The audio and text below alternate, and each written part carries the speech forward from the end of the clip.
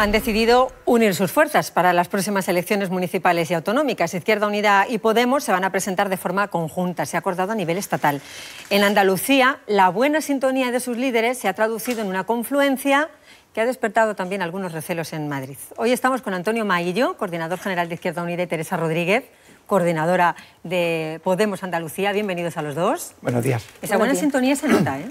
¿Ah, sí? Sí. Eso nunca está mal, que en la unidad haya sintonía y haya empatía, es decir, ponerse en el lugar del otro y sobre todo un sentimiento de estar al servicio del pueblo de Andalucía. Para eso, en eso coincidimos y en eso nos une la alegría también este proceso. ¿Les ha sorprendido el revuelo que se ha generado? Bueno, no tanto. En no pocas ocasiones me parece que tenemos que insistir en la idea de que los datos estadísticos que colocan a Andalucía a la cola en muchas estadísticas dolorosísimas tienen que tener un correlato de centralizar proyectos políticos en Andalucía. Si nosotros no ponemos el norte en el sur, si nosotros no ponemos el centro en Andalucía, nadie más lo va a hacer. Y hace poco salen datos del INE que nos hablan de que nacer en Andalucía supone tener una esperanza de vida 5 años inferior a nacer en Madrid. Nos hablan de que los 13 municipios que están por debajo del umbral de la pobreza, 13 ciudades, son andaluzas. A esos datos no nos podemos acostumbrar y o ponemos el centro de la mirada en Andalucía, quienes hacemos política progresista por el cambio desde aquí, o nadie más lo va a hacer. Y convencer al resto de compañeros de que necesitamos un proceso propio andaluz, que ponga la mirada en la brecha que hay que cerrar con el resto de España y con el resto de Europa, convencerlos de que eso es necesario, de que necesitamos poner el foco aquí y hacer un proceso propio andaluz, pues quizá cuesta trabajo, pero sin duda lo conseguiremos. ¿Y ha convencido a Pablo Echenique? Porque tuvo una reunión el viernes con él. Sí, cuando se habla de política, cuando el centro del debate es precisamente ese, decirle, Pablo, nosotros no podemos acostumbrarnos a que las cifras siempre nos coloquen en la cola. Necesitamos un proceso propio andaluz que piense en Andalucía no como una economía extractiva, sino con un desarrollo endógeno, con capacidad de alcanzar las cotas de desarrollo que hace 40 años se comprometieron con el pueblo andaluz en el proceso de autonomía para Andalucía. Y en segundo lugar, somos una nacionalidad histórica. Ese estatus lo conquistó el pueblo andaluz un 4 de diciembre y un 28 de febrero y necesitamos ponerlo sobre la mesa también en el seno de nuestras organizaciones. La sintonía es buena, ¿por qué? Porque para nosotros lo prioritario es el proyecto andaluz. Lo prioritario es sacar adelante a Andalucía, tener una esperanza de cambio en Andalucía que no pase por las derechas. Teniendo ese consenso, todo lo demás es sintonía. Ahora, ¿qué tenemos que hacer? Pues decirle al resto de España que necesitamos ese proceso propio en Andalucía, porque también las organizaciones son distintas en Andalucía que en el resto del país. ¿Y va a haber primarias conjuntas o por separada? Pues ambas. Es decir, procesos participativos que nadie puede poner en cuestión. Cada organización va a establecer su propio mecanismo de selección de candidatos y después volcarla en unas primarias conjuntas. ¿Pero por qué es tan importante el hacer unas primarias conjuntas?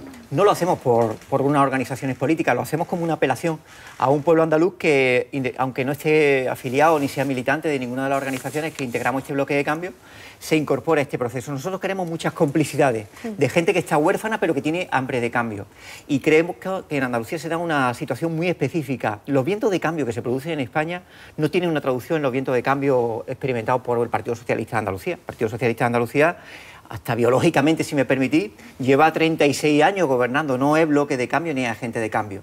Ese agente de cambio no pueden ser las derechas, que siempre han estado ajenas a los intereses de Andalucía y, desde luego, después de la impugnación que se le ha hecho al gobierno de Rajoy, están totalmente invalidadas en su formato clásico del Partido Popular o en su formato moderno, entre comillas, de Ciudadanos. Nosotros respondemos a una responsabilidad histórica, que es apelar a una construcción de un sujeto que ofrezca a los andaluces un instrumento de cambio desde una visión progresista, de una visión también de transformación social y económica y de un cambio de mentalidad y de cultura que conforme o que sentencie de alguna forma una Andalucía que no puede resignarse ni a los datos de pobreza, ni a los datos de precariedad, ni a los datos de exclusión social en los que lideramos. Nos gustaría una Andalucía que lidere en modelo productivo integral, una Andalucía que lidere en políticas de igualdad, que lidere en blindaje de servicios públicos. Y hemos tenido oportunidad, y el Partido Socialista, o Susana Díaz más bien, lo ha demostrado que no está en esa. Tanto el Grupo Parlamentario de Podemos como de Izquierda Unida ofrecimos un pacto para salvar la educación con un 5% del Producto Interior Bruto, que es lo que dice Pedro Sánchez en Madrid, y sin embargo Susana Díaz dice que no, y se une a Ciudadanos y al Partido Popular para oponerse a esa ley.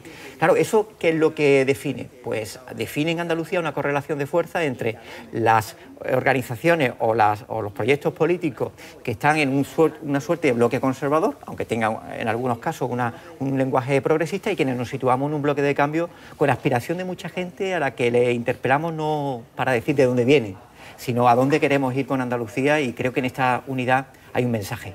Juntos podemos hacer muchas cosas, separados lo único que garantizamos desde esa fragmentación es mantener el estado de las cosas. O sea que les podríamos ver en una misma lista conjunta para las elecciones. Lo digo para quien tenga que votar. Bueno, pues... ¿Por qué no? Claro que sí. ¿Por qué no? Es una buena... Podría ser. O incluso que hubiera otra persona. Yo creo que Teresa y yo, aparte de la relación de coincidencia política, tenemos un sentido muy funcional de la política. Y eso también nos une.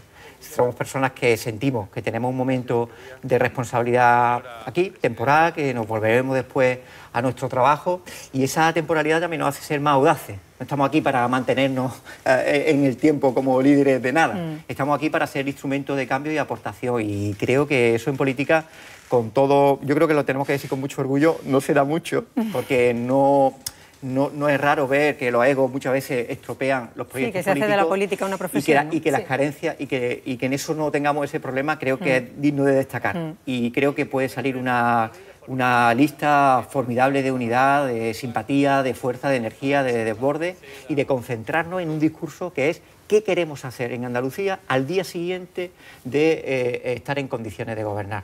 Es decir, la capacidad de tener alternativas es lo que nos va a unir al éxito de esta propuesta.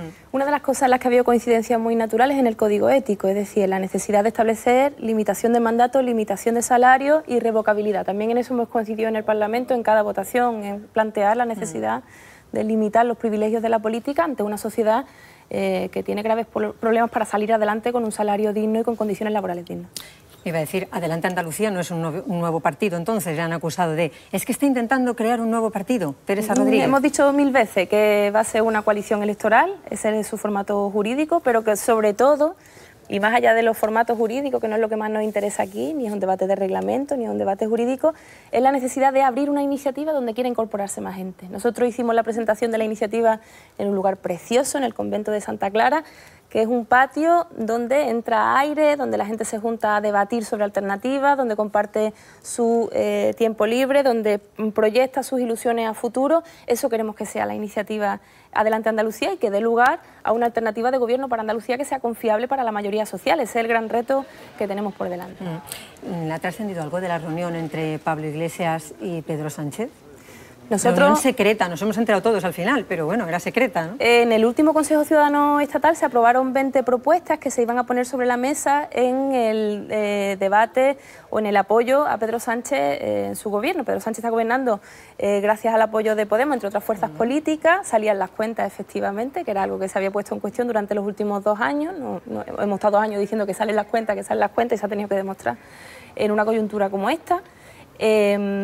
Y hemos puesto sobre la mesa 20 medidas que entendemos que tienen que salir adelante, empezando por permisos de maternidad y paternidad iguales e intransferibles, subir el salario mínimo interprofesional a 1.000 euros en lo inmediato, no solamente para los sueldos que son el salario mínimo interprofesional, sino también, esto es importante, para los sueldos que tengan como base el salario mínimo interprofesional, esto es importante, eliminación del impuesto al sol, derogación de la LONCE, derogación de la ley Mordaza, y así hasta 20 medidas que entendemos que son urgentes poner sobre la mesa para recuperar los derechos perdidos en los últimos 10 años. En las que coincide mucho, ¿no? Porque, bueno, lo planteamos como desde el grupo de Unidos Podemos, es una coincidencia que es lógica y algo que es fundamental.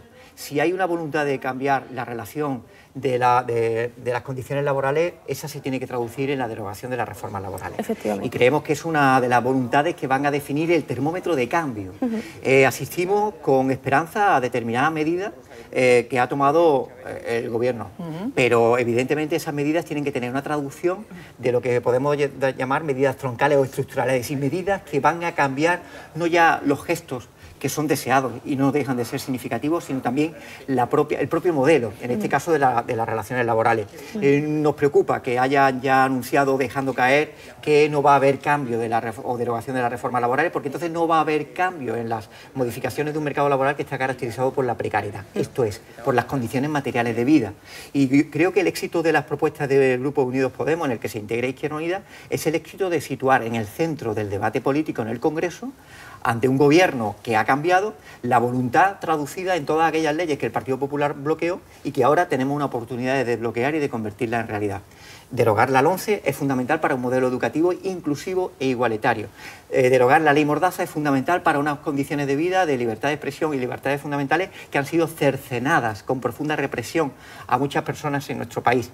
Y derogar las reformas laborales es una condición sine qua non para reconvertir, es verdad que no es fácil, pero de manera unívoca, la precariedad por una recuperación del blindaje en derechos laborales. Ha dicho la ministra de Economía que hay que hacerlo, que hay que ver el momento y que además hay que remodelar, hay que crear ese modelo siempre con consenso social, o sea que como en el espíritu está, ¿no? Sí, parece. Pero el problema del consenso social, y diciéndolo Calviño, nos preocupa, porque la ministra de Economía es una de las grandes ministras inquietantes del gobierno de Sánchez. Es decir, podemos decir que el gobierno de Sánchez es el primer gobierno en España que ya no tiene a una persona como interlocutora de la Comisión Europea, sino que tiene una persona de la Comisión Europea en ese gobierno, una mujer que se ha destacado en su política presupuestaria de la Unión Europea por una ortodoxia ultraliberal que ha provocado recorte y pérdida de derechos. Nos preocupa porque es un mensaje tranquilizador para Bruselas, pero nosotros queremos un gobierno cuyas políticas económicas sean mensajes tranquilizadores para los españoles y para los andaluces y andaluzas. Y en ese sentido, la voluntad de consenso, ¿cómo se traduce? Con una traducción o una traslación de esa voluntad del pacto republicano, vamos a decirlo, de las fuerzas que han destituido a Rajoy más que nombrar a Pedro Sánchez, en un pacto para derogar aquellas leyes que no cuentan con el consenso. La LOMCE tiene ahora mismo números en el Congreso de los Diputados para ser derogada y queremos verlo. La reforma laboral tiene dificultades para abordarlo, pero entendemos que una buena modificación de hechos de gran daño a los trabajadores y trabajadoras, hay fuerza y aritmética para poder derogarla. Y la ley Mordaza, que le voy a contar que usted no sepa, hay condiciones para derogarla ya. Y ahí creo que nos tenemos que centrar. Y el éxito del trabajo de Unidos Podemos en este momento en el Congreso de los Diputados será la capacidad que tenga para tomar la iniciativa en el debate de esas leyes. Es el mismo que hemos planteado en Andalucía. Yo creo, volviendo a que las iniciativas que hemos adoptado de manera conjunta Podemos Andalucía e Izquierda Unida Andalucía, con el debate educativo, con el debate sanitario, con la defensa de Doñana, es un ejemplo de cómo meter en agenda andaluza temas que al gobierno andaluz no quiere afrontar porque los sitúa en sus contradicciones, es el mejor termómetro para conocer la voluntad de cambio de esos gobiernos. Y hay que decir algo más, y es que estas cuestiones son compromisos del Partido Socialista en campaña. Pedro Sánchez lo dijo con nítida claridad: si nosotros gobernamos, derogaremos la reforma laboral del PP. Claro, no se comprometió a reformar o a eliminar la reforma laboral de Zapatero justamente anterior, que desde nuestro punto de vista, vamos, objetivamente iba en la misma dirección: eliminar capacidad de negociación de los trabajadores, abaratar el despido, etcétera, etcétera. Nosotros entendemos y exigimos al Partido Socialista no que cumpla el programa electoral de Podemos, sino que cumpla el programa electoral y los compromisos en campaña del Partido Socialista. En ese sentido, la LOMCE, la ley Mordaza, el impuesto al sol, la reforma laboral del PP al menos, el salario mínimo interprofesional, es decir... O el peaje, por ejemplo, de Sevilla-Cádiz. ¿Cómo se puede decir que es una novedad que el ministro Ábalos diga que a finales de diciembre de 2019 cuando acaben las concesiones se van a levantar? El debate en Andalucía, lo debe saber el ministro Ábalos, no era ese. El debate en Andalucía era el rescate ya de la autopista. De hecho, el Partido Socialista, abundando en lo que dice Teresa Rodríguez, presentó en el debate de los presupuestos generales del Estado, y nosotros también, una enmienda para la liberación ya del peaje de la autopista Sevilla-Cádiz. Es decir, no se trata de que cuando acabe en diciembre de 2019 ya no sea renovado. Ese debate está superado en Andalucía y deberíamos decírselo al ministro Ábalos y debería decírselo el propio gobierno andaluz, que teóricamente tiene la opinión de que hay que liberarlo ya, y nosotros, desde el Grupo de Unidos Podemos y desde Izquierda Unida y Podemos Andalucía, estamos dispuestos a afrontar y a apoyar en la liberación del peaje de la Sevilla-Cádiz de manera inmediata, asumiendo la enmienda que el propio Grupo Socialista y Unidos Podemos presentamos a los presupuestos del Partido Popular. Me quedan un par de minutos y quería preguntarles por dos asuntos de actualidad total. Uno de ellos ha ingresado esta mañana en prisión Iñaki Urdangarín a las 7:30 en la cárcel de Brieva. ¿Qué sensación les produce? Bueno, en primer lugar, dos cuestiones. Una primera es la necesidad de establecer en nuestro país la seguridad de que la justicia es igual para todos y para todos. Otra es lo insólito de que hay un miembro de la familia real que está ingresando en prisión por un delito gravísimo de corrupción. Hay que decir que ha llegado con retraso y no hay pocas voces de la Judicatura que plantean que con rebaja, es decir, que en pocos meses se podrá beneficiar de beneficios penitenciarios que quizá un ciudadano normal y corriente no hubiera tenido acceso a una condena tan leve. Por otro lado, la impunidad con la que la infanta, que ha sido o es nombrada en la sentencia exactamente en los mismos términos que el PP como parte beneficiada de un delito de corrupción, pues escapa con absoluta impunidad. Y por otro lado, las voces que han puesto sobre la mesa que tenía que haber sido llamado a declarar el propio monarca, el propio rey, y se ha hecho todo lo que se tenía que hacer para intentar evitar esto. En cualquier caso, bueno, pues avancemos en clave de eliminar la impunidad en los delitos de corrupción, avancemos en clave de igualdad ante la justicia y avancemos también en clave de tener un Estado mucho más moderno, que el que, según nosotros entendemos, tiene que elegir por democracia y por voto su jefatura de Estado, ¿no? Uno, la movilización sirve. En este estado de movilización y de indignación ciudadana es lo que ha permitido que nadie de la estructura del Estado hubiera trampeado para que Urdangarín hubiera salido ileso de este juicio en el que ha sido más que evidente el que es un delincuente. En segundo lugar, se ha evidenciado también que no ha sido casualidad que el antiguo rey de España o jefe de Estado siga manteniendo la figura del rey, que en la Constitución española ya saben ustedes que es una persona que no es responsable o es un irresponsable ante sus hechos. Y eso lo ha salvado de haber sido llamado a juicio y quizás simbólicamente en Urdangarín pues va a pagar el pato a la familia de alguien que es ajeno a los Borbones, pero que va a pagar también responsabilidades de los Borbones. Casi ya como titular, nos hemos convertido en la esperanza del Mediterráneo. Pues yo creo que no está mal que nosotros asumamos y que España, que ha estado asociada a lo peor de las políticas migratorias durante mucho tiempo, haya tenido el gesto de acoger a través del puerto de Valencia a este barco Aquarius como símbolo de que hay que cambiar las políticas migratorias europeas. Pero tenemos una presión en Andalucía. Este fin de semana el doble, 2 Aquarius. Más de 1.100. Han llegado, 2 Aquarius han llegado en 72 pateras al sur. La escena de un compañero concejal de Izquierda Unida en Tarifa, acogiendo en el pabellón deportivo a casi 600 personas, han sido desoladoras, con 4 fallecidos hasta ahora conocidos y en una situación absolutamente dantesca. Y por tanto hay que exigir una política europea de acogida, de garantía de derecho a personas que están lesionados en su derecho como dignidad y en una presión que creemos que va a seguir aumentando y sobre las que las autoridades europeas no están teniendo una atención como corresponde al sur de Europa, a la Andalucía de acogida, la Andalucía que no puede olvidar que fuimos acogidos y acogidas en otro tiempo, tiene que ser una Andalucía que sienta el respaldo y el aliento de una Unión Europea que ahora mismo mira para otro lado y que necesita de ese apoyo. También nos ha dado una lección de humanidad. No está ocurriendo una avalancha, hay muchos medios de comunicación y muchas voces que desde la derecha están planteando de nuevo otra vez el discurso xenófobo de la avalancha. Llamada... No es cierto. En lo que va de año un efecto llamada, ¿no? 9.000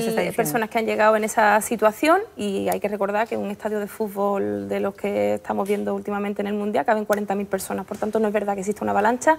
La presión migratoria en otros países europeos es mucho más alta y en otros países del mundo, ni que decir, tiene mucho más alta que la que tiene este país, entre otras cosas porque lamentablemente de este país salen gente a trabajar fuera. No tenemos un problema de inmigración, tenemos un problema de emigración, todavía especialmente en Andalucía, y hay que parar y con mucha claridad denunciar las voces que hablan de avalancha en nuestras costas, porque no es cierto.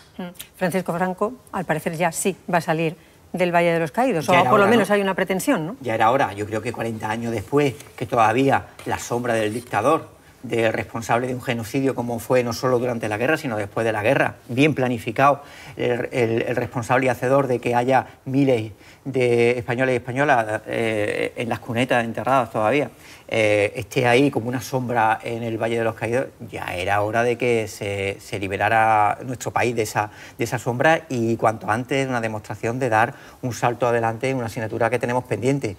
Y ojalá lo hagamos pronto lo hagamos bien y sobre todo en una respuesta de una democracia que no puede pasar más tiempo con esa... Familias con esa esperanzadas, ¿no? Sí. En que se puedan reabrir por fin y que se dé dinero, ¿no?, a la ley de memoria. Sí, pero queremos democrática. algo más que lo simbólico. Claro. Nosotros también se propuso una reforma de la ley de amnistía para que se pudiera juzgar a los torturadores que siguen vivos, a los asesinos del régimen franquista que siguen vivos, y el Partido Socialista se ha negado repetidas veces. Nosotros queremos que haya verdad, justicia y reparación. Para eso tiene que haber también justicia, es decir, se tienen que poder juzgar a los genocidas y a los torturadores que siguen paseándose por las calles de nuestro país. Yo quiero agradecer el trabajo extraordinario que han hecho las asociaciones memorialistas, Sí. de movilización, a las organizaciones que hemos estado ahí cuando nadie hablaba de esto, porque es la movilización, la organización, el tejido, cómo tiene su respuesta en una creación de un sentido común nuevo, de un nuevo sentido común donde la gente entiende y asume que es una anomalía, que no es normal, que es una anomalía, que el dictador Franco esté enterrado donde está, y es una anomalía que haya miles de personas todavía en las cunetas, en sitios desconocidos, sin ser enterrados por sus familiares, y por tanto en esa apreciación también es una anomalía que haya torturadores franquistas reconocidos que sigan gozando de privilegios del Estado y que hay que derogar. Así que momentos de esperanza y momentos también de una señal inequívoca de que la movilización y la organización de la gente que quiere construir mejor país son condiciones determinantes para que hoy Urdangarín esté en la cárcel o Franco pueda ser exhumado del Valle de los Caídos. Me quedo sin tiempo, yo seguiría analizando sí, la actualidad con entrevista vosotros. original, ¿no? A tres bandas, pues.